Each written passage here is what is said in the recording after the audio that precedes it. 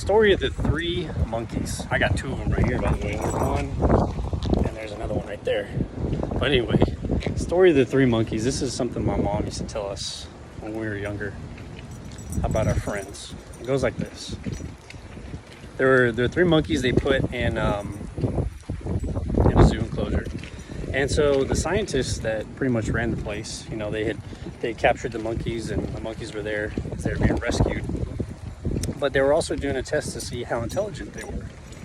So they put these three monkeys in an enclosure, and in the enclosure they had a banana tree. Favorite fruit, you know. So they wanted to see how intelligent the monkeys were, so they ran a bunch of tests. But then there was one test that they were gonna run, and they're like, man, I don't know if we should run this test. Seems kind of cruel, but we're gonna run it anyway. So the test was this.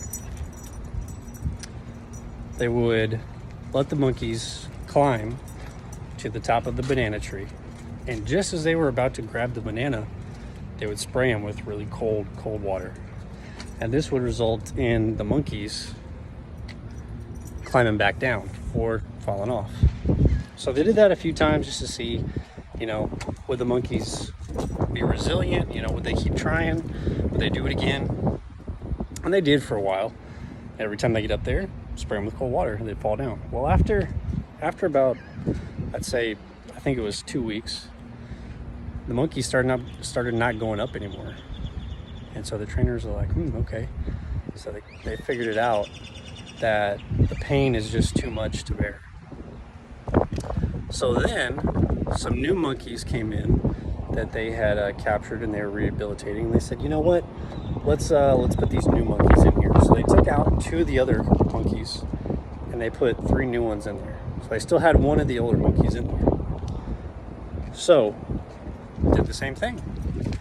The first monkey that had been in there for a while didn't try to climb to the top of the tree. But every time that one of the new monkeys tried, he would pull them down.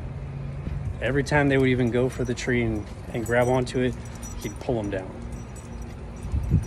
Kept doing it until finally those other monkeys kind of followed along with him, got the memo, I guess you can say, and decided, hey, we're not going to climb up there either.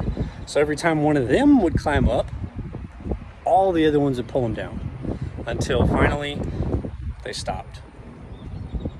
So the point of the story is, what kind of people do you have around you? You know, we hang out with our friends, you know, we go drink, we go chill, we go do stuff, but really who are the people you're hanging out with? Are they the kind of people who are gonna say, hey, you know what?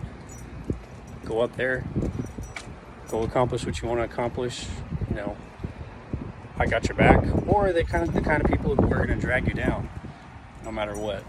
Are they gonna say, oh no, just come drinking, or let's go do this? Are they taking you away from your dreams, or are they moving you towards them?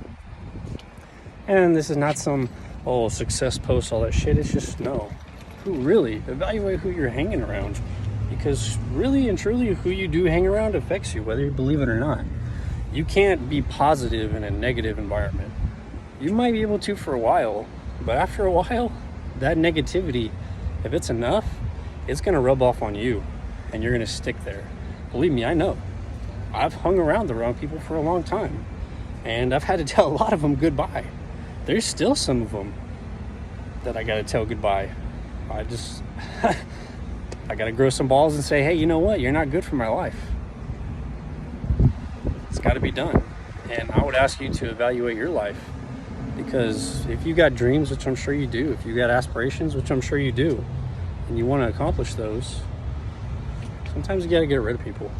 Unfortunately, you can't put everybody on your back to go where you want to go. It'd be nice if you could, but some people, they don't want to go there. You can't drag them with you if they don't want to go there. You can lead a horse to water, but you can't make it drink. Same thing with your friends and your family in your life. Sometimes family's even worse. Sometimes you got to cut family out completely, because they're even worse than friends. They'll tell you, oh no, be careful. Oh, don't do that. Oh, stay away from that. Oh, be cautious. Oh, you could lose your money. Oh, you could lose your marriage. Oh, you could lose this. Oh, you could lose that. Because they're scared. But they do want the best for you. but they're scared. And in them being scared, they're holding you back from what's best from you. So I would just say, evaluate, what's your family like? Are they saying, hey, we got your back no matter what, you go do what you want to do, accomplish what you want to do, we're here, we're not going to drag you down? Or are they the kind to say, well, be careful, be very, very careful, don't do that, stay away from that, it's not going to work? Just be careful with who you hang around and who you let into your life. I never thought it was true about who you hang around really becomes who you are, but it's 100% true. 100% true. I'm messing around with Penny over here. But just evaluate